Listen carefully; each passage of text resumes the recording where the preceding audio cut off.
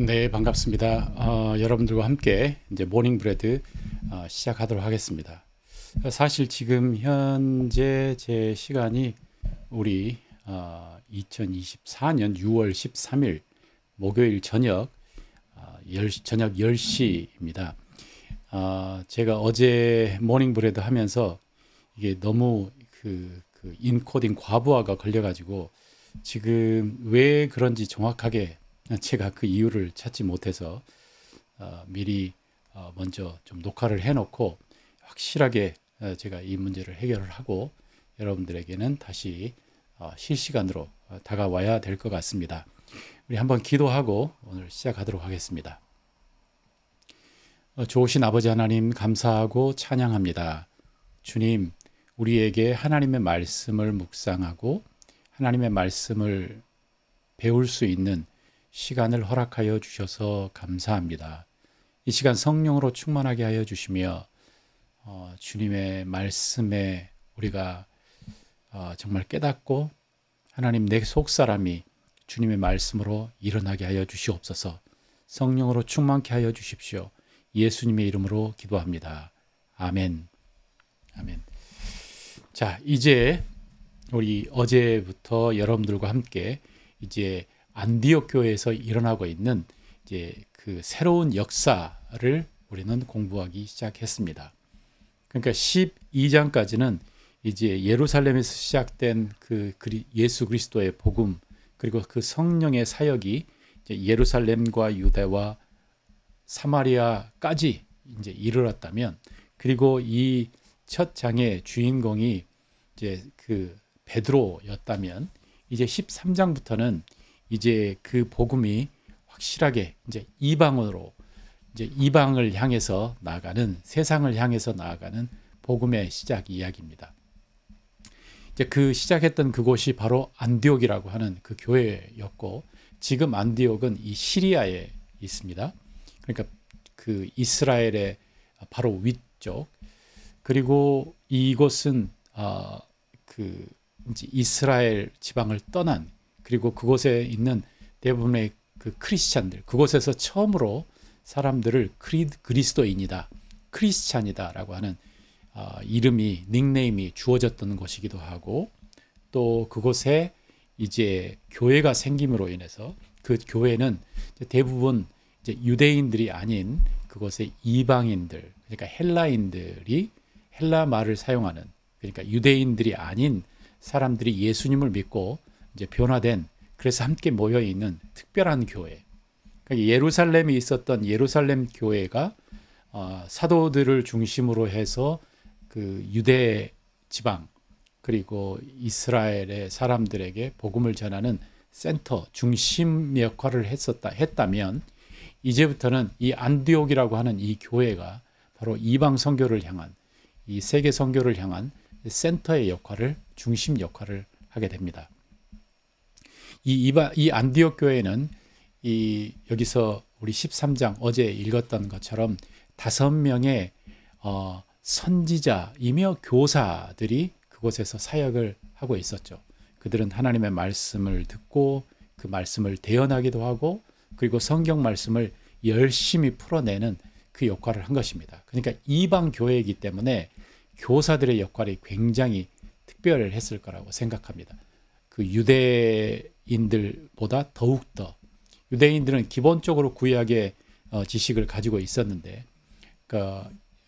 넌 이방인들은 정말 하나님의 말씀에 대한 기본적인 지식을 갖고 있지 않았기 때문에 그들에게 더 이제 성경 교육, 그러면서 거기서부터 시작해서 예수님까지 구원의 이야기를 이제 설명해내는 그러한 교사의 역할들이 아주 중요했겠다라고 생각을 해봅니다. 그리고 여기에 그 선지자와 교사들도 특별합니다. 일단 대표적인 사람이 바나바였고, 그 다음에 니게르라고 하는 시몬, 그게 흑인이었을 것 같고요.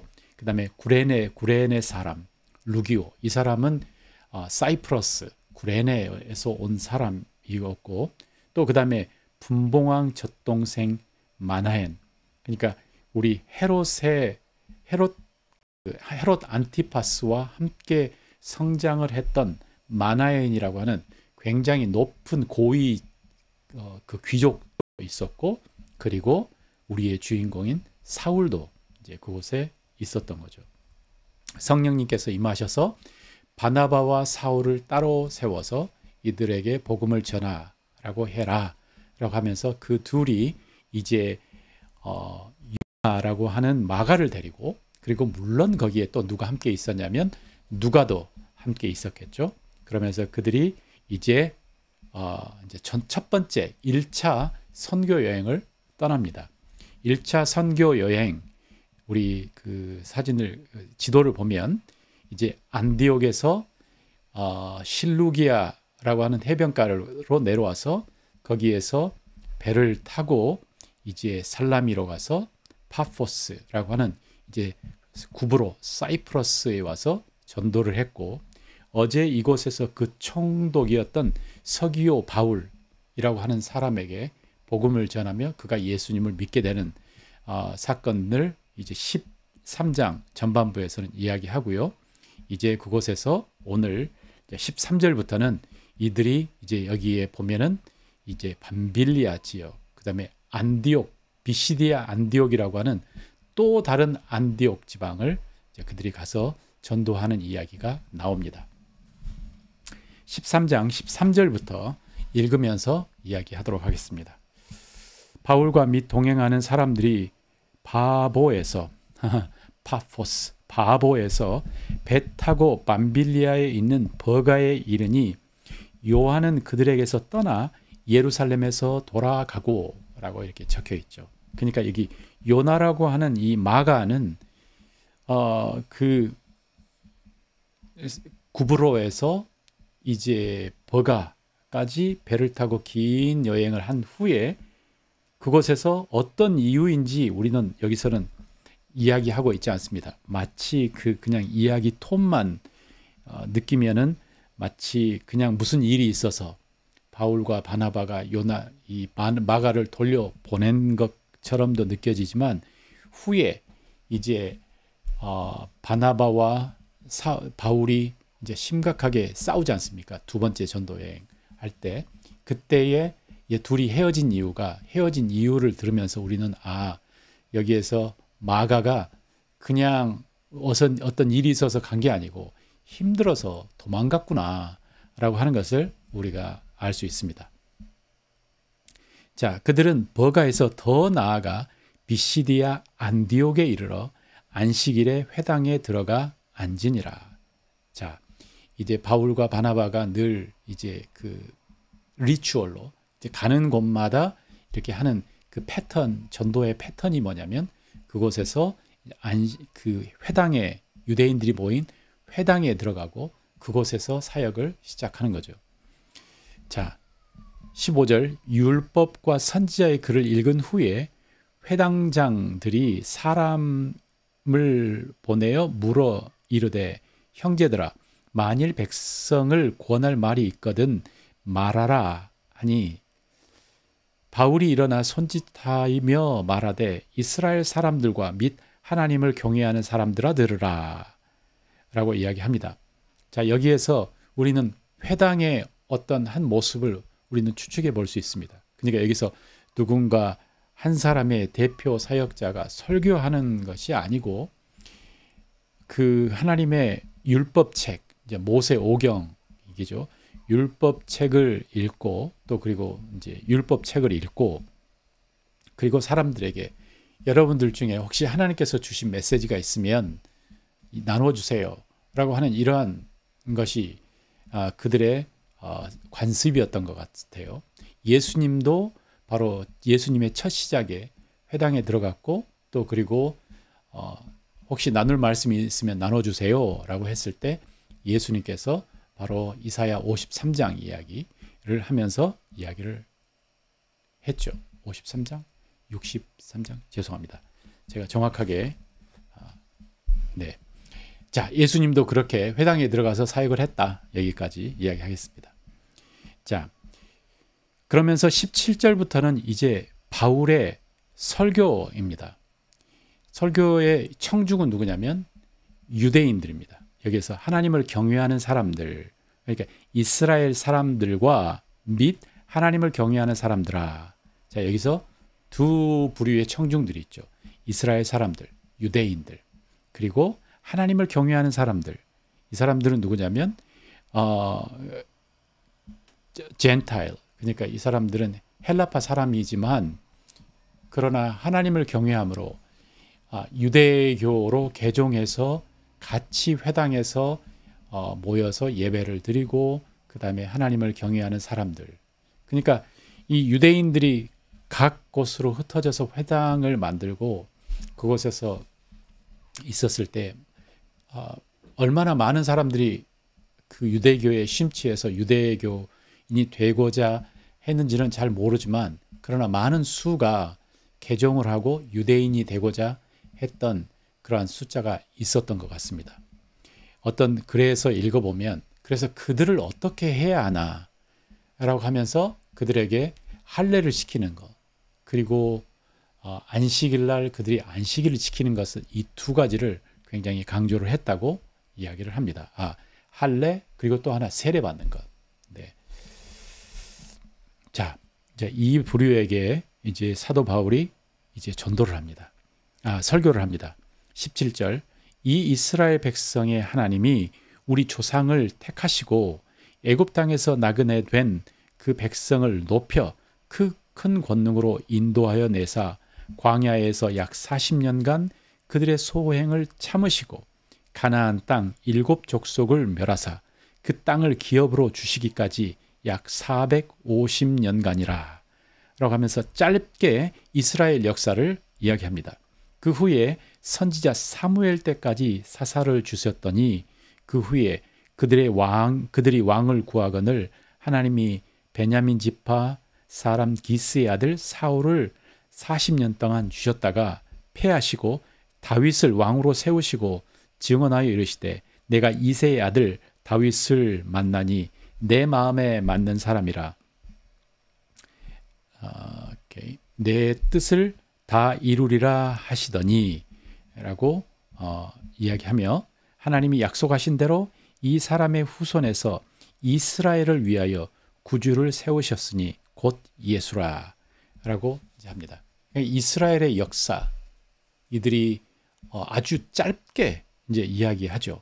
그래서 하나님께서 그들을 이집트에 보냈다가 이집트에서 구출해 내고 그리고 여기에서 그 40년 동안 광야의 생활, 그리고 사사의 시대, 그리고 첫 왕 사울, 그리고 다윗, 그리고 다윗을 통해 그 씨가 예수 그리스도 구주가 오셨다라고 사도 바울은 굉장히 이스라엘 역사를 정리를 하며 이제 예수님에 대해서 소개를 합니다. 그러니까 예수라고 하는 이 존재가 그냥 탁 튀어져 나오는 이름 없는 어떤 지인, 아니 이름 없는 어떤 귀인, 어떤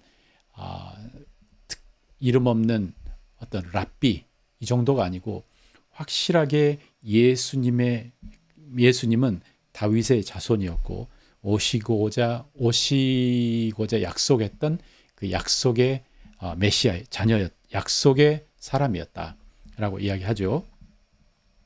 24절. 그가 오시기 앞서 요한이 먼저 회개의 세례를 이스라엘 모든 백성에게 전파하니 요한이 그 달려갈 길을 마칠 때에 말하되 너희가 나를 누구로 생각하느냐? 나는 그리스도가 아니라 내 뒤에 오시는 이가 있으니 나는 그 발에 신발끈을 풀기도 감당하지 못하리라 하였으니 라고 하면서 또 요한을 여기다가 소환을 합니다. 왜 그랬을까? 요한이라고 하는 사람은 사실 이스라엘 역사 속의 마지막 선지자. 그리고 요한은 당대에 요한이 있었을 때에 굉장한 영향력을 가지고 있었던, 그러니까 그 이스라엘과 유다 지방에서는 정말 모두가 요한을 하나님의 선지자, 하나님의 사람, 하나님의 기름 부으신 사람이라고 하는 것을 확실하게 알고 있었고 또 그의 삶, 또 그의 메시지 이 사람들을 감동시켰죠. 그래서 유대 리더들이나 그 다음에 그 헤롯마저도 그를 두려워하는 사람이었기 때문에 이 요한을 여기서 소환을 하며 또 요한이 이야기하기를 정말 요한이 말씀했던 오시고자 하는 그 사람이 누구냐면 바로 예수님이셨다라고 여기서 이야기를 합니다. 그러면서 26절 형제들아 아브라함의 후손과 너희 중 하나님을 경외하는 사람들아 이 구원의 말씀을 우리에게 아브라함의 후손과 이 구원의 말씀을 우리에게 보내셨거늘 예루살렘에 사는 자들과 그들 관리자들이 예수와 및 안식일마다 외우는 바 선지자들의 말을 알지 못함으로 예수를 정죄하여 선지자들의 말을 응하게 하였도다 라고 하면서 바로 그 예수가 오셨는데 예루살렘에 살고 있었던 사람들이 안식일마다 외웠던 그 선지자가 이야기했던 그 메시아가 왔는데 모르고 그를 죽였다. 그를 정죄해서 그를 죽이게 했다. 28절 죽일 죄를 하나도 찾지 못하였으나 그에게 죽여달라 하였으니 성경에 그를 가리켜 기록한 말씀을 다 응하게 한 것이라. 후에 나무에서 내려다가 무덤에 두었으니 하나님이 죽은 자 가운데서 그를 살리신지라. 갈릴리로부터 예루살렘에 함께 올라간 사람들에게 여러 날 보이셨으니 그들이 이제 백성 앞에서 그의 증인이라. 우리도 조상들에게 주신 약속을 너희에게 전파하노니 곧 하나님이 예수를 일으키사 우리 자녀들에게 이 약속을 이루게 하셨다 함이라. 자, 여기까지 해서 예수님의 죽으심, 예수님의 부활하심이라고 이야기하면서 이 예수님께서 죽으시고 부활하신 것은 이게 하나님의 말씀에 응하게 하기 위해서 하나님의 예언하심이 예수님을 통해서 이루어지는 것이다 라고 이야기하며 하나님의 말씀, 자, 곧 33절 하나님이 예수를 일으키사 우리 자녀들에게 이 약속을 이루게 하셨다 함이라. 시편 둘째 편에 기록한 바와 같이 너는 내 아들이라 낳았다. 이게 시편 2편 이야기고요. 또 하나님께서 죽은 자 가운데서 그를 일으키사 다시 썩음을 당하지 않게 하실 것을 가르쳐 이르시되 내가 다윗의 거룩하고 미쁜 은사를 너희에게 주리라 하셨으니 또 다른 시편에 일렀으되 주의 거룩한 자로 썩음을 당하지 않게 하시리라 하셨느니라. 자, 이것은 하박국 1장 5절 말씀. 하박국이 아니죠. 이건 시편 16편 10절 말씀입니다. 이처럼 그 메시아가 죽고 그 다음에 썩지 않고 다시 부활하실 것에 대한 이미 그 예언이 성경에 나와 있다. 바로 그 사람이 바로 예수다. 그리고 그 사람이 죽음에서 부활하셨다. 36절 다윗은 당시에 하나님의 뜻을 따라 섬기다가 잠들어 그 조상들과 함께 묻혀 썩임을 당하였으되 하나님께서 살리신 이는 썩임 당하지 아니하셨느니라. 자, 그러므로 형제들아 너희가 알 것은 이 사람을 힘입어 죄 사함을 너희에게 전하는 이것이라. 자, 그래서 이 예수가 바로 이 선지자들과 모세가 이야기한 바로 그 메시아다. 그는 성경에서 이야기한 것처럼 그는 죽었다가 다시 부활하셔서 썩지 않으시고 그가 메시아임을 우리에게 증명하셨다. 자, 그가 그를 믿어라 라고 하는 이 바울의 설교입니다. 그러니까 그 유대인들에게, 그러니까 이스라엘을 떠난 그 디아스포라의 유대인들에게 사도 바울의 이 메시지는 굉장히 강력했을 것입니다. 굉장히 짧게 이스라엘에 대한 역사를 이야기하고 그 다음에 다윗으로부터 예수님을 연결하고 그리고 그 예수님이 십자가에 죽게 된 이야기를 하고 그러나 그는 성경의 이름과 같이 죽었다가 그곳에서 썩지 않으시고 부활하셨다. 바로 그분이 우리를 죄에서 우리를 의롭게 하실 분이다. 39절 또 모세의 율법으로 너희가 의롭다 하심을 얻지 못하던 모든 일에도 이 사람을 힘입어 믿는 자마다 의롭다 하심을 얻는 것이라. 사도 바울의 신학적인 정리가 이미 여기서부터 정리가 이 점 언제 완전하게 정리가 되었는지 우리 모르지만 이미 여기서 설교함으로 이 39절은 굉장히 중요한 성경 구절입니다. 그러니까 베드로가 전했던 그 메시지에 뭐냐면 너희들이 믿고 회개해서 죄 사함을 받으라 라고 하는 메시지를 했던 것이거든요. 그런데 여기에 39절은 뭐냐면 모세의 율법으로 너희가 의롭다 하심을 얻지 못했는데 이제 믿음으로 의롭다 하심을 얻는 방법이 우리에게 주어졌다. 우리가 로마서를 읽으면 나오는 메시지처럼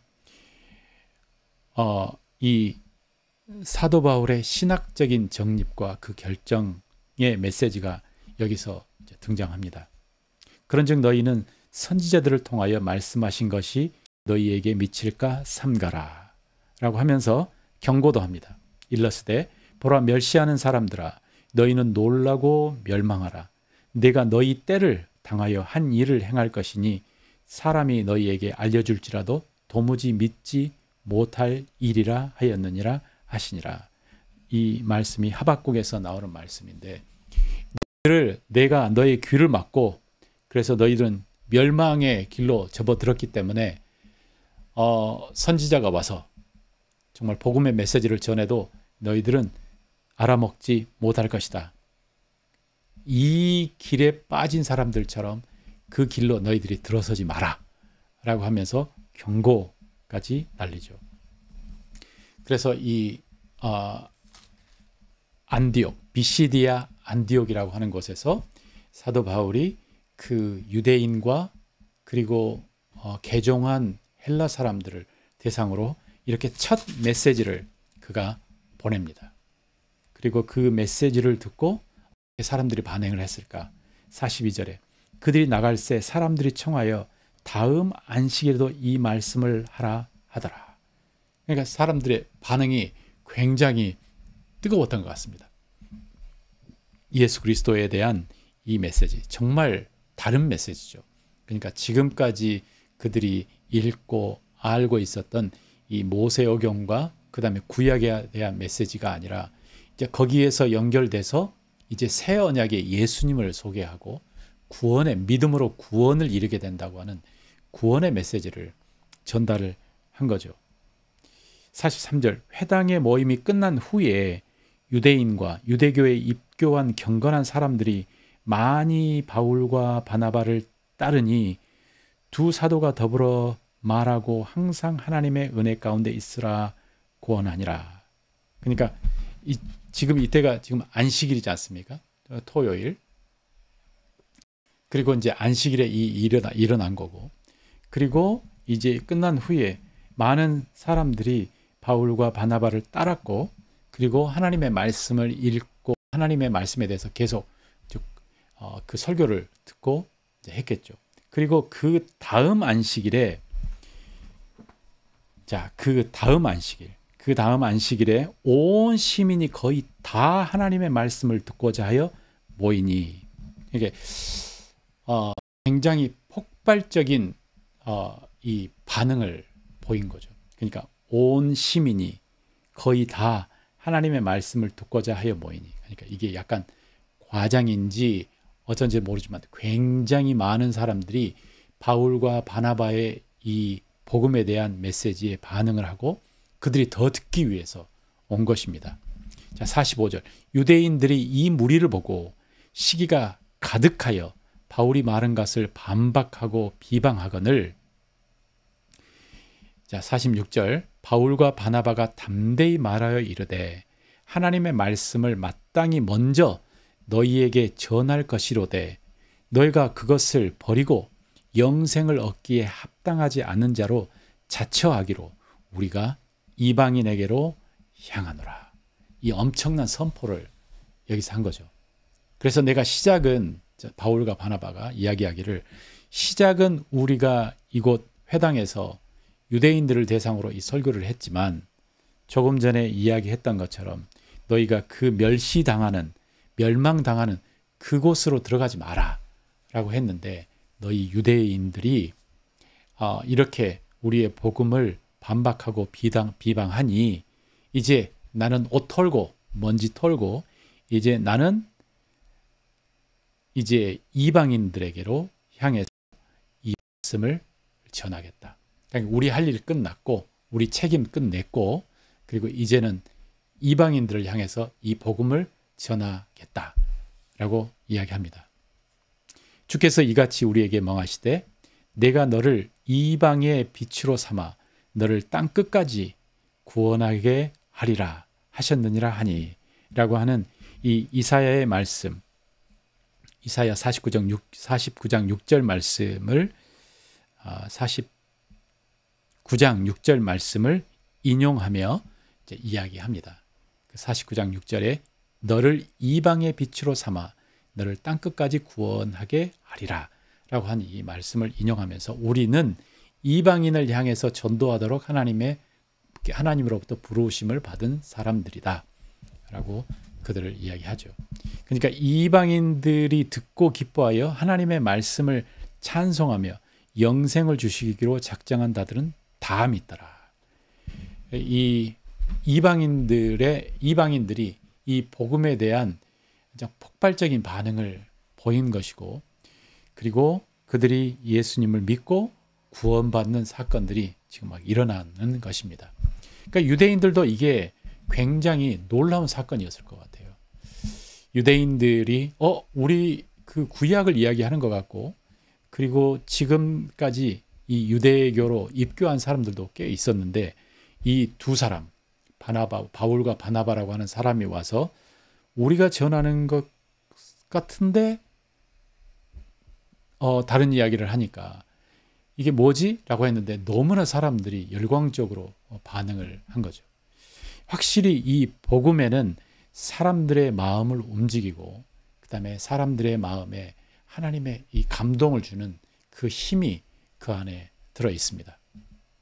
그래서 하나님과의 화목, 그리고 그 죄로부터의 해방, 그 죄책감으로부터의 해방, 그리고 하나님의 자녀로서의 새로운 길을 여는 이 복음의 메시지가 정말 사도 바울의 마음속에도 이건 확실하게 이방인들에게도 먹힌다. 이방인들에게도 필요하다. 이건 구원의 메시지다.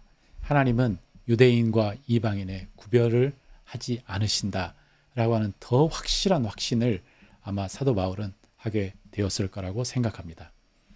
자, 50절 주의 말씀이 그 지방에 49절 두루 퍼지니라. 이 안디옥 지방, 이 다른 안디옥이죠. 안디옥 지방에 두루 퍼지니라. 우리가 여기서 잠깐 우리 좀 지도 이야기를 좀 해야 될 것 같은데요. 자, 이 1차 전도는 안디옥에서 시작해서 구브로, 그 다음에 여기에서 이 비시디아 안디옥, 그 다음에 이고니온, 그 다음에 루스드라, 더베, 그 다음에 이렇게 해서 다시 돌아오는 백길이 바로 이 1차 여행의 사도 바울의 1차 여행 전도였고요. 그리고 지금 현재 이게 소아시아라고 적힌 이곳이 지금 우리가 알고 있는 이건 터키, 투르키의 지방입니다. 왜 여기를 소아시아라고 이야기를 했을까? 왜 여기를 소아시아? 그래서 소아시아라고 불리기 전에 여기에 지명의 이름이 뭐냐면 여러분들도 들어보셨을 텐데 아나톨리 지방이다라고 이야기했습니다. 아나톨리 또는 라반트라고 이야기하든지 오리엔트라고 이야기하든지 이 모든 단어의 뜻은 뭐냐면 해가 떠오르다라고 하는 의미죠. 아나톨리라고 하는 것 의미도 떠오르다, 해가 떠오르다.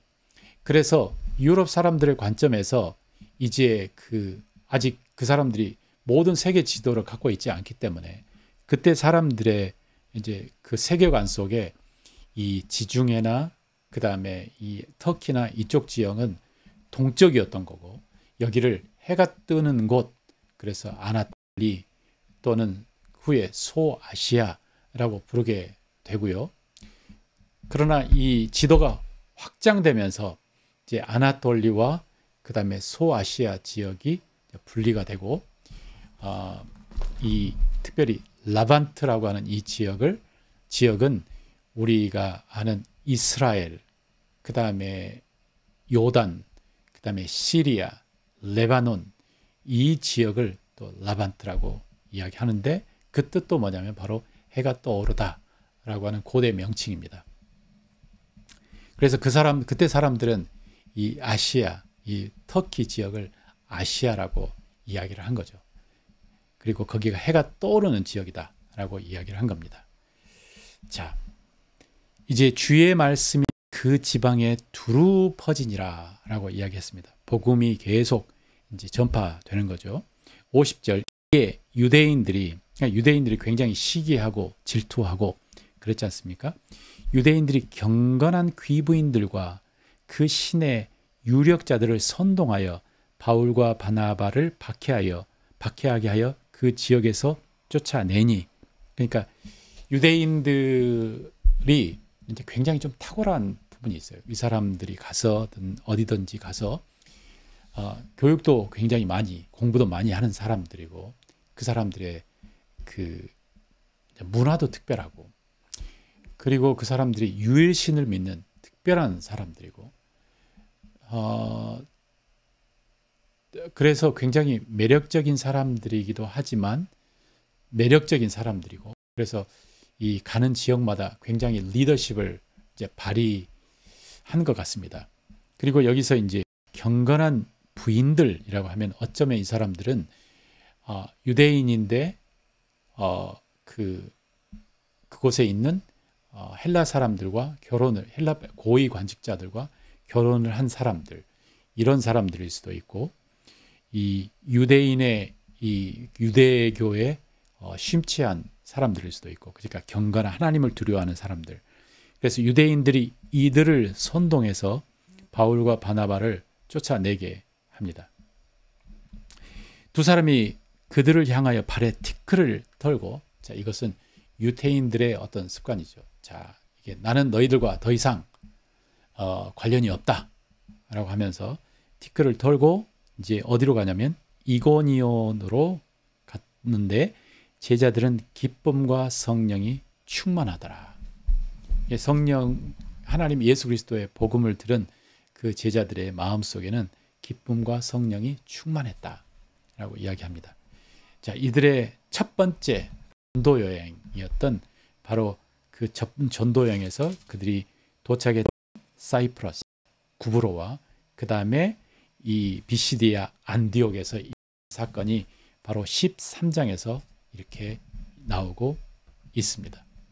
정말 그 바울과 바나바를 따로 분리해서 세워서 이제 이방인들을 향해서 복음을 전하는 그 역사를 들었고, 그리고 이 바울의 이제 등장, 더 이상 이제 바울은 사울로 불리지 않고, 그러니까 그 아람어 히브리어의 발음으로는 사울이지만 이제 그 헬라어 말로는 바울. 그래서 그가 이방인을 향해서 전도함으로 그의 이름도 사울에서 바울로 확실히 바꾸고, 그리고 이제 그가 이제 무다의 한 중앙에서 복음을 전하며 핍박도 함께 받는 그 역할을 감당하게 되는 것입니다. 정말 이 이야기를 들으면서 정말 성령 하나님의 이제 이건 성령님의 역사이시고 성령 하나님이 어떻게 사람들을 사용하시는지에 대해서 정말 놀랍습니다. 성령님이 임하시면 너희가 권능을 받고 예루살렘과 온 유다와 사마리아와 땅끝까지 이르러 내 증인이 되리라 라고 하는 이 역사가 실제로 정말 역사 속에 일어나는 그 내용을 우리는 보고 배우고 있습니다. 성령님이 여러분에게도 충만하게 역사하셔서 정말 그 성령님의 그 권능으로 오늘 하루 우리의 삶을 승리하시기를 주님의 이름으로 축원합니다. 우리 같이 기도하는 시간을 갖도록 하겠습니다.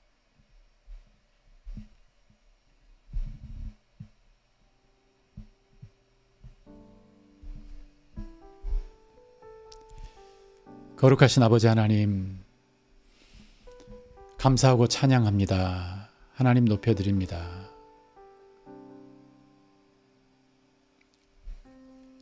바울과 바나바를 따로 세우시고 정말 이들에게 정말 이방인의 복음의 빛을 전하라고 하신 주님,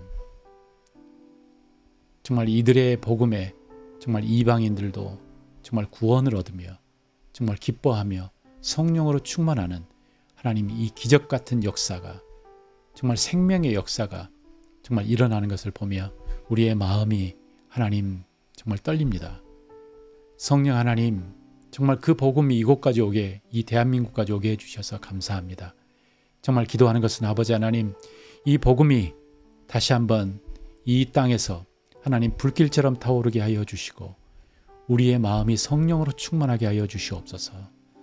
주님, 우리 안에 이미 오신 성령 하나님 충만하게 역사하사 정말 주님의 역사가 우리를 통해 흘러나가게 하여 주시옵소서.